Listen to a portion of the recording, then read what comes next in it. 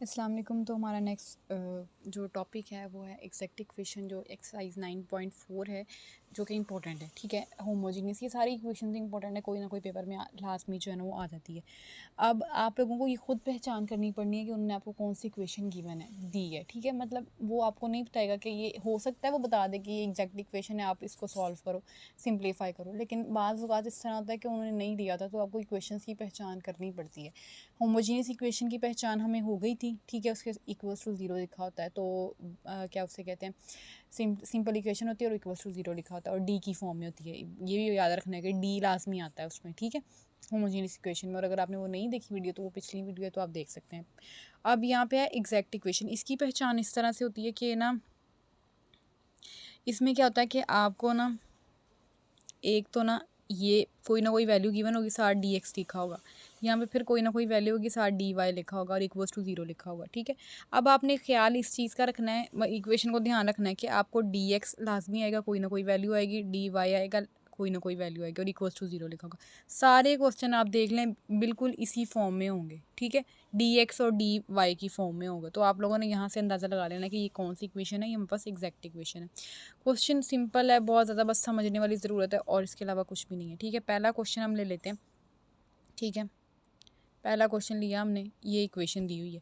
अब आपने सबसे पहला काम क्या करना है कि जो आपको सबसे पहली वैल्यू दी हुई है, मतलब जो डी एक्स के साथ वैल्यू दी हुई है ना, उसको आपने एम का नाम दे देना है। जो डी वाई के साथ वैल्यू दी हुई ना, आपने उसको एन का नाम लिख देना है, जैसे ये नेक्स्ट स्टेप में दिखा हुआ है। ठीक है, एम इज़ इक्वल्स टू, और ठीक है, एम इज़ इक्वल्स टू यही जो भी वैल्यू आई है, ठीक है, वो लिखी हुई है, और एन के साथ जो भी वैल्यू उसको लिखा हुआ है। नेक्स्ट स्टेप में आपने क्या करना है, आपने ना पार्शियल डिफरेंशिएशन अप्लाई करनी है। पार्शियल डिफरेंशिएशन आसान है, मुश्किल नहीं होती।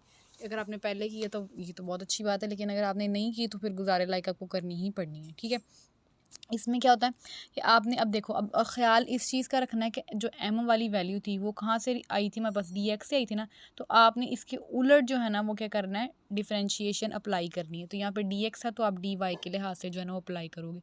अब यहाँ पे डी वाई था ना, तो अब आप क्या करोगे, इसको डी एक्स के लिहाज से जो है ना क्या करोगे, इसकी डिफरेंशिएशन करोगे। ठीक है, डिफरेंशिएशन, अब ये देखो, ये हमारे पास ये वाली वैल्यू है 3x² -4xy। अब हमने इसकी जो है ना डिफरेंशिएशन करनी है, किसके लिहाज से करनी है, वाई के लिहाज से करनी है। सबसे पहला तो ये, जहाँ पर आपके पास जिस पार्ट में, अब ये दो पार्ट मेरे पास बने हुए ना, एक ये पार्ट बना हुआ है, एक ये पार्ट बना हुआ है, जिस पार्ट में वाई नहीं है ना, उसको तो वैसे ही ज़ीरो कर दो। ठीक है, क्योंकि अब ये एक्स को ये निगलेक्ट ही कर देता है, ज़ीरो कंसीडर करता है।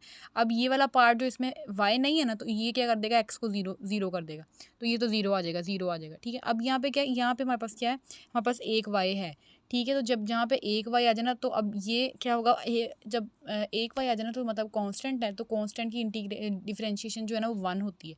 तो अब हम क्या करेंगे, अब हम क्या करेंगे, वाई की जगह पे 1 अप्लाई कर देंगे, बाकी दोनों कांस्टेंट कंसीडर होंगे, 4x कांस्टेंट कंसीडर होंगे, वाई की जगह पे 1 आ जाएगा, तो 4x जो है ना हमारे पास क्या आ जाएगा, हमारा आंसर आ जाएगा इस वाले का, डिफरेंशिएशन ऑफ ये वाली, इस वाले का बस 4x आंसर आ जाएगा। दूसरे में क्या है, 2x² plus 2y, 2x² plus 2y। अब हम इसको किसके लिहाज से लेके चल रहे हैं, x के लिहाज से लेके चल रहे हैं। अब x के लिहाज से लेके चल रहे हैं, तो इसका जो ऑपोजिट होगा y, जहाँ पर भी y आएगा अकेला, उसको हम ज़ीरो कर देंगे। ये अकेला आ गया, इसको ज़ीरो कर दो।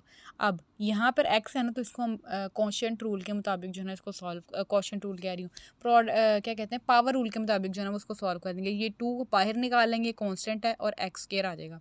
अब x² को किस तरह से करेंगे, पावर शुरू में, पावर में एक की कमी, तो वो एक की कमी करेंगे, 2 - 1 आ जाएगा, तो 1 आ जाएगा। ठीक है, तो ये हमारे पास क्या आ जाएगा, 4x आ जाएगा। ठीक है, तो ये क्या आ जाएगा, सेम आ जाएगा।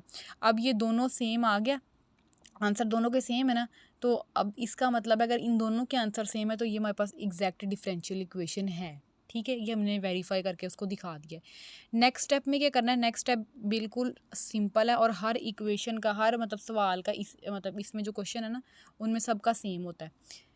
वो क्या है हमारे पास, ये वाला फार्मूला, वो वाला फार्मूला क्या है हमारे पास, एस इंटीग्रेशन का साइन एम डी एक्स।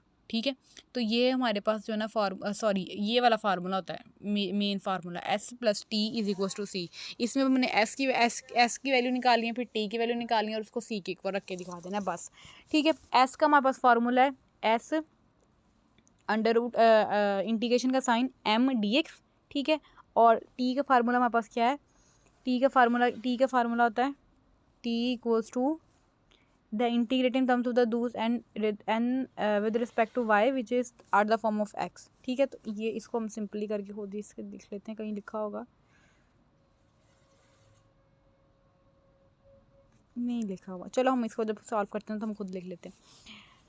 अब सिंपली आपने क्या करना है, अब देखो एम की वैल्यू आपके पास क्या है, एम की वैल्यू हमारे पास क्या थी, ये वाली, ठीक यही वाली वैल्यू थी ना, उसको लिख दिया, उसके हिसाब से हमने बस इंटीग्रेशन अप्लाई कर दी। इंटीग्रेशन आप लोगों को लेनी आती होगी, अगर आपको नहीं लेनी आती तो मेरी जो बिल्कुल स्टार्टिंग में वीडियो होगी इंटीग्रेशन की, वो आपने जो थोड़ी बहुत सीख लेनी है, तो वहाँ से एक या दो वीडियोज़ है बस, तो वहाँ पे उसके सारे कंसेप्ट क्लियर करवाए हुए हैं, तो आपने वहाँ से देख लेनी है, ठीक है।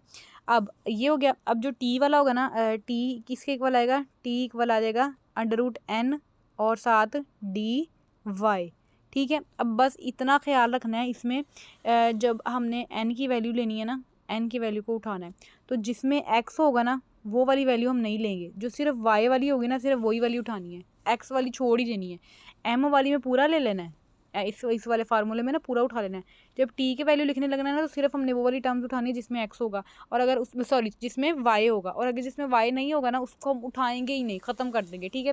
तो इसी तरह हमने यहाँ से 2y उठाया और उसके हिसाब से इसकी इंटीग्रेशन की, जो भी आंसर आया दोनों को कलेक्ट करके, एक इसका ये आंसर था, दोनों को कलेक्ट करके दोनों में प्लस का साइन लगा के इक्वल्स टू उसको क्या कर देना है, सी के कर देना है, जैसे हमने ये मेन फार्मूला पढ़ा था उसके मुताबिक, ठीक है। तो ये हमने दोनों की वैल्यू को इसी तरह किया। नेक्स्ट देखो, आपने नेक्स्ट क्वेश्चन एक और समझाऊंगी तो सारा समझ आ जाएगा। नेक्स्ट में क्या करना है, सिंपली हमने क्या किया,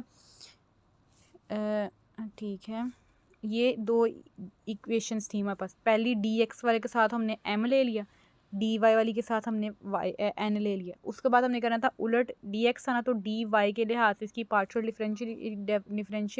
डिफरेंशिएशन की, इसी तरह हमने जो है ना डी वाई के लिहाज से डी एक्स के साथ एन की पार्शियल डिफरेंशिएशन की कर ली।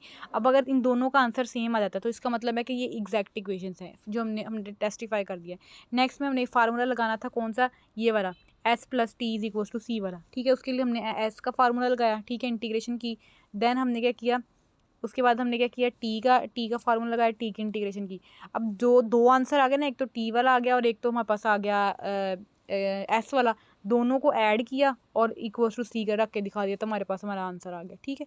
तो ये था हमारे पास कुछ सिंपली इसी तरह का। मुझे लगता है सारी एक्सरसाइज ही आपकी कुछ इस तरह की है ये वाली।